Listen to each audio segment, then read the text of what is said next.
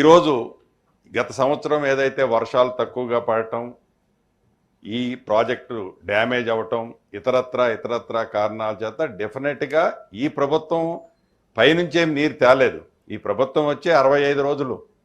ఈ ప్రభుత్వం అప్పుడే ఏదో చేయలేకపోయింది. డెఫినెట్గా మీరు సూచనలు ఇవ్వండి.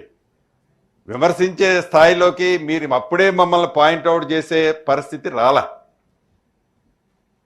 ఎందుకంటే చేసింది మీరు. ఈ ప్రభుత్వం డెఫినెట్గా గౌరవ ముఖ్యమంత్రి గారు అసెంబ్లీ సాక్షిగా మాజీ ముఖ్యమంత్రి గారిని ఆ డిబేట్లోకి మీరు రండి, మీ సూచనలు సలహాలు కూడా సేకరిస్తాం. తప్పకుండా గత ప్రభుత్వంలో ఏదన్నా మీరు చేసినా ఇప్పుడు మేము ఏం చేయాలని మీరు సూచనలు ఇచ్చినా వాటిని స్వీకరిస్తామని గౌరవ ముఖ్యమంత్రి రేవంత్ రెడ్డి గారు సభా సాక్షికి కూడా ఆహ్వానించారు.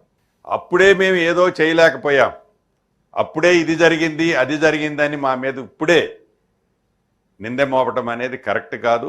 కృష్ణా బేసిన్లో కట్టిన ప్రాజెక్టులకి కాలువలకి తుది మెరుగులు దిద్ది మేము నీళ్ళిచ్చామని గత ప్రభుత్వం చెప్పింది.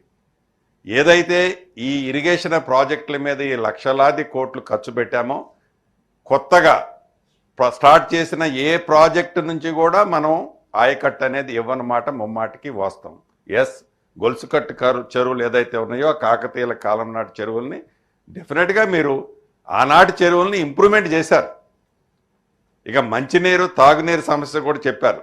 ఏదైతే డ్రింకింగ్ వాటర్ విషయంలో కూడా ఈనాడు ప్రత్యక్షంగా ఇవాళ మేము ఏదో మీరు చేసిన దాన్ని మేము ఇంకా డిస్టర్బ్ ఏం చేశాము చేయలేదు అనటం కాదు. ఏ గ్రామానికి వెళ్ళినా ఇంకా 35 to 40% హౌస్ హోల్డర్స్కి మంచినీరు మనం ఇవ్వలేని పరిస్థితి ఉన్నదన్నది నిజం. మీరైనా కూడా ప్రత్యక్షంగా వెళ్ళి చూడొచ్చు. ఇది కామెంట్ చేయటం కాదు. దాన్ని మీరు మేము అందరం కలిసి సరిదిద్దుకోవాల్సిన అవసరం అయితే ఉంది అని గౌరవ సభ్యులకి మీ ద్వారా తెలియజేస్తున్నాను.